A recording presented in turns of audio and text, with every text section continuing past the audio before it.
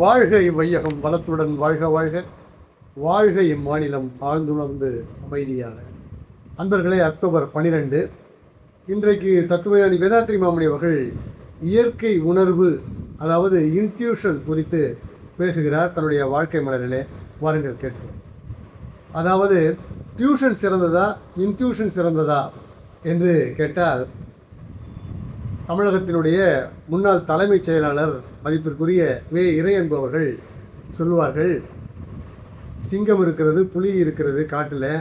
அது பல லட்சக்கணக்கான ஆண்டுகளுக்கு முன்பு தோன்றியிருந்தாலும் கூட இன்றும் அது தன்னுடைய மூதாதையர்கள் எப்படி வாழ்ந்தார்களோ அப்படியே வாழ்ந்து கொண்டிருக்கின்றன. எதையும் கண்டுபிடிக்கவில்லை, எதையும் தன்னுடைய நடவடிக்கைகளே ஒரு முன்னேற்றத்தை காணாமல் இருக்கிறது. காரணம், அவைகள் தன்னுடைய பிள்ளைகளுக்கு, தன்னுடைய சந்ததியினருக்கு டியூஷன் எடுத்துவிட்டு செல்லவில்லை என்று நகைச்சுவையாக சொல்லுவார். அப்படியானால் அதே விலங்குகள், பறவைகள் எல்லாம் இயற்கை பேரிடர்கள் எல்லாம் வரும்போது அதை முன்கூட்டியே கணித்து தன்னுடைய இருப்பிடத்தை மாற்றிக்கொள்வதும், ஒரு சமிச்சைகளை ஏற்படுத்தும் கூட எல்லாம் பார்க்கும்போது அவைகள் மனிதர்களை விட அதிகப்படியான இன்ட்யூஷன் என்று சொல்லப்படுகிற இயற்கை உணர்வு பெற்றிருக்கிறது. அது பெரிதல்லவா? எத்தனை டியூஷன் பெற்றாலும் மனிதர்கள் இன்னும் இயற்கை பேரிடர்களால் இயற்கை சீரழித்து கொண்டு வாழ்கிற நிலையில் இருக்கிறார்களே. அப்படி என்றால் டியூஷன் பெரிதல்ல, இன்ட்யூஷன் தான் பெரிது என்று ஒரு முடிவுக்கு வரலாம் என்றால், இந்த நேரத்தில் தான் தத்துவஞானி வேதாத்ரி மாமணி அவர்கள் சொல்கிறார்கள், இன்ஸ்டிங்க்டாக, இயற்கையாக ஒரு குழந்தை பிறக்கிறது என்றால் அது தன்னுடைய தாய் அந்த குழந்தையை ஏந்திய உடனேயே அந்த பால் எங்கே கிடைக்கும் என்று அதற்கு தெரிகிறது. ஒரு மீன் பிறக்கிறது, பிறந்த உடனே நீந்தக்கூடிய ஆற்றலை அது பெற்று விடுகிறது. அது இயற்கையாகவே அது பெற்று விடுகிற ஒன்று. அதுபோல மனிதன் இயற்கையாக பெற்று விடுகிற ஒன்று. அதனோடு கூட அவன் இன்டெலிஜென்ஸ் என்கிற அந்த அறிவு கூர்மையை ஏற்கனவே பெற்ற அனுபவங்கள் மூலமாக தான் வளர்த்து கொள்கிறான்.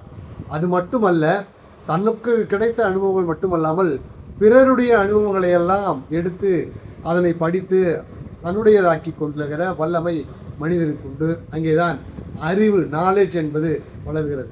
இப்படியாக இன்ஸ்டிங்க்ட் என்று சொல்லக்கூடிய இயற்கையாக பெற்றது, அனுபவங்களாக பெற்ற அந்த அறிவு கூர்மை, பிறருடைய அனுபவங்களையும் தேக்கி ஏற்றுக்கொள்கிற அந்த திறமை, நாலேஜ், இவையெல்லாம் சேர்ந்துதான் ஒரு மனிதனுடைய இயற்கை உணர்வை கட்டமைக்கிறது.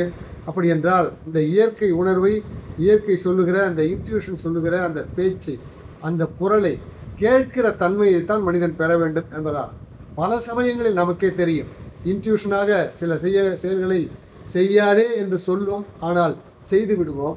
அது ஏனென்றால் அந்த அருட்குரலை கேட்கிற தன்மையில் நாம் இல்லை என்பதுதான். அதை பழகிக்கொள்வதற்கு தான் தத்துவஞானி வேதாத்ரி மாமணி சொல்கிறார்கள், முறையான தவ பயிற்சியும் தற்சோதனை பயிற்சியும் செய்து வர வர தானாகவே இயற்கை உணர்வு மேலோங்கும் என்று சொல்லுகிறார் என்கிற செய்தியை உங்களுக்கு சொல்லி இன்றைய சிந்தனையை நிறைவு செய்கிறேன். வாழ்க வளமுடன், மகிழ்ச்சி.